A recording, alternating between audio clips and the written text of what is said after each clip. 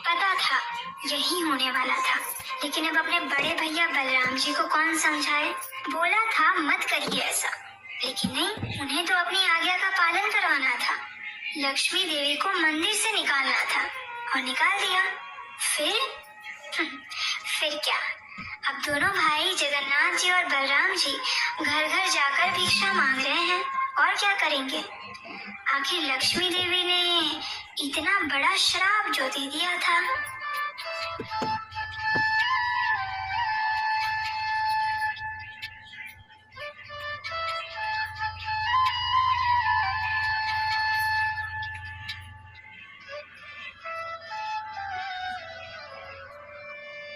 हरे कृष्णा। चलिए आज मैं आपको सुनाती हूँ जगन्नाथ जी और देवी लक्ष्मी के बीच की कुछ खट्टी मीठी नोक-झोंक की कथा, जिसने इतना बड़ा रूप ले लिया कि आखिर लक्ष्मी देवी ने जगन्नाथ जी को श्राप दे दिया। लेकिन ऐसा क्या हुआ था जो लक्ष्मी देवी को श्राप देना पड़ा? उड़ीसा में एक प्रथा है, हर साल मार्गशीर्ष मास के प्रत्येक गुरुवार के दिन यहाँ की महिलाएं लक्ष्मी देवी की एक विशेष पूजा अर्चना करती हैं और स्वयं लक्ष्मी देवी भी इस दिन जगन्नाथ जी की आज्ञा से पूरी मंदिर छोड़कर अपने भक्तों के घर पर उन्हें आशीर्वाद देने के लिए जाती है। एक दिन इसी समय के दौरान लक्ष्मी देवी ने एक वृद्ध ब्राह्मणी का स्वरूप लिया और अलग अलग घरों में जाने लगे। जाते हुए उन्होंने देखा कि प्रातः काल का समय कब का बीत गया था, लेकिन फिर भी एक बड़े व्यापारी के घर में उसकी स्त्री अभी भी सो रही थी, इसलिए घर में सफाई भी नहीं हुई थी और ना कोई पूजा। ये देखकर लक्ष्मी देवी उस घर की एक वृद्ध स्त्री के पास गए और उन्हें कहा, अरे बहन, ये क्या, आज तो माता लक्ष्मी की विशेष पूजा का दिन है और आपके घर में अभी तक स्त्रियां सो रही है। ये अच्छी बात नहीं है। आज तो आपको प्रातः जल्दी उठकर देवी लक्ष्मी को प्रसन्न करने के लिए ये विशेष पूजा अर्चना करनी चाहिए थी। ये सुनकर उस वृद्ध ब्राह्मण स्त्री ने अहंकार पूर्वक कहा, अरे अरे अरे, तुम कौन होती हो हमें सिखाने वाली? हमारे ऊपर तो पहले से ही लक्ष्मी देवी की बड़ी कृपा है, हमें कोई जरूरत नहीं है ये पूजा वूजा करने की। हाँ, चलो जाओ यहाँ से और अपना उपदेश किसी गरीब को जाकर सुनाओ जिसको इसकी जरूरत है। पता नहीं कहाँ कहाँ से आ जाते हैं सुबह सुबह।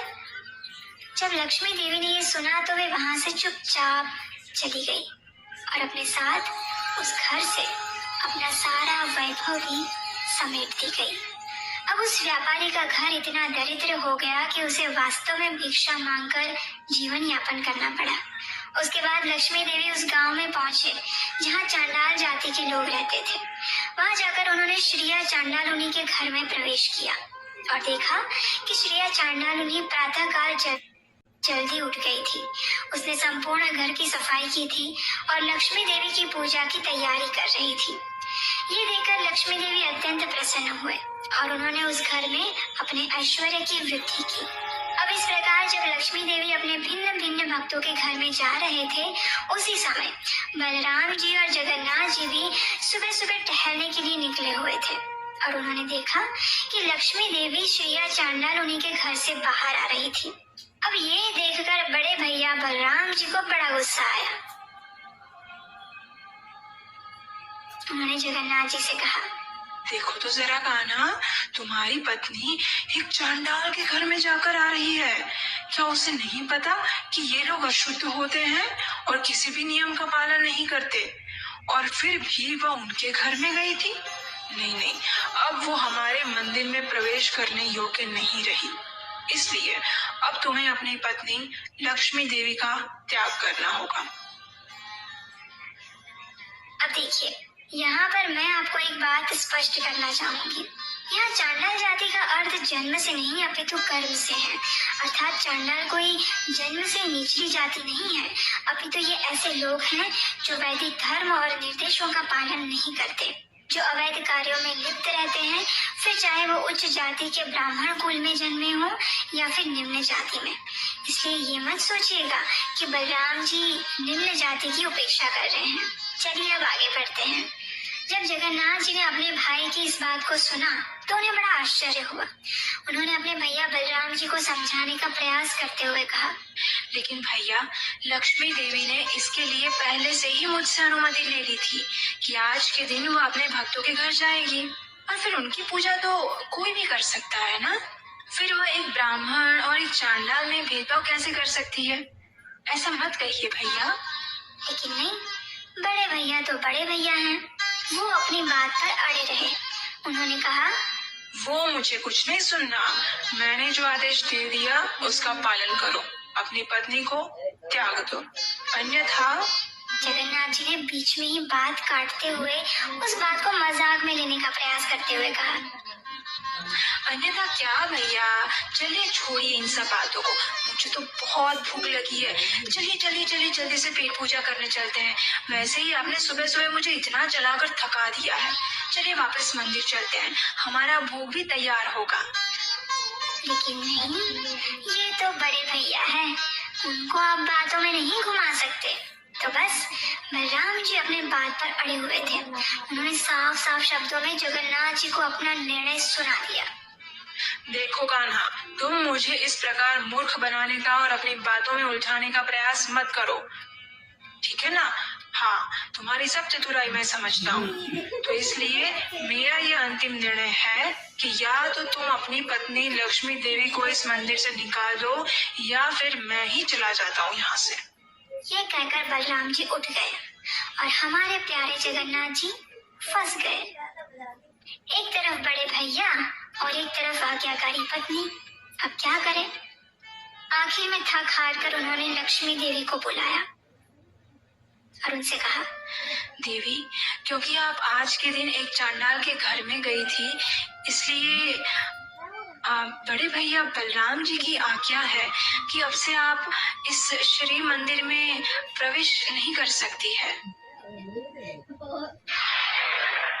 ये सुनकर लक्ष्मी देवी को बड़ा आश्चर्य हुआ। उन्होंने कहा, लेकिन स्वामी, आप तो जानते ही हैं कि मैं आपकी अनुमति लेकर ही प्रत्येक वर्ष इस समय के दौरान अपने भक्तों के घर उन्हें आशीर्वाद देने जाती हूँ। तो इसमें मैंने क्या अपराध कर दिया जो आप मुझे ऐसा दंड दे रहे हैं? और फिर अगर कोई भूल हुई भी है तो हमारे विवाह के समय पर आपने ही तो मेरे पिताजी को वचन दिया था ना कि आप मेरे 10 अपराध क्षमा करेंगे। तो फिर अचानक मुझे ये मंदिर से बाहर निकाल देने के लिए आप कैसे सोच सकते हैं स्वामी? अब जगन्नाथ जी के पास लक्ष्मी देवी के इन प्रश्नों का कोई उत्तर नहीं था। वे मौन रहे और उनके मौन का अर्थ था कि अपने बड़े भाई के आदेश के सामने वे भी लाचार थे। उन्हें इस प्रकार चुपचाप देखकर लक्ष्मी देवी को बड़ा क्रोध आया और फिर उन्होंने जगन्नाथ जी को श्राप दे दिया, और ये श्राप अत्यंत भयंकर था। उन्होंने जगन्नाथ जी से कहा कि अगले 12 वर्षों तक आपको पेट भरकर भोजन प्राप्त नहीं होगा, आपकी उदराग्नि कभी शांत नहीं होगी, और अंत में आपको मेरे हाथों से बने हुए भोजन का स्वीकार करने के बाद ही संतुष्टि मिलेगी। बस इतना कहकर लक्ष्मी देवी अपने सेवकों के साथ श्री मंदिर को छोड़कर चली गई। फिर क्या था? फिर वही हुआ जिसका जगन्नाथ जी को डर था। अब संपूर्ण श्री मंदिर में सिर्फ जगन्नाथ जी और बलराम जी अकेले रह गए। लक्ष्मी देवी के जाने से पूरा मंदिर सुनसान हो गया। सारा ऐश्वर्य और समृद्धि नष्ट हो गई। सारे भंडार गृह खाली हो गए। अब श्री मंदिर में ना तो श्री देवी लक्ष्मी जी थी और ना ही कोई भोजन। तो क्या आप जगन्नाथ जी और बलदेव जी भूखे रहेंगे, या फिर कोई और आएगा उन्हें भोजन देने के लिए? क्या लक्ष्मी जी के बिना भी ये मंदिर वैसे ही चलेगा जैसे पहले चल रहा था? इन सभी प्रश्नों के उत्तर हमें मिलेंगे इस कथा की अगली कड़ी में। तब तक के लिए अगर आपको ये कथा का पहला हिस्सा अच्छा लगा हो तो इसे लाइक कीजिए और अपने परिवार तथा मित्रों के साथ शेयर कीजिए। और इस कथा की अगली कड़ी देखने के लिए अगर अभी तक आपने इस चैनल को सब्सक्राइब नहीं किया है तो अभी कीजिए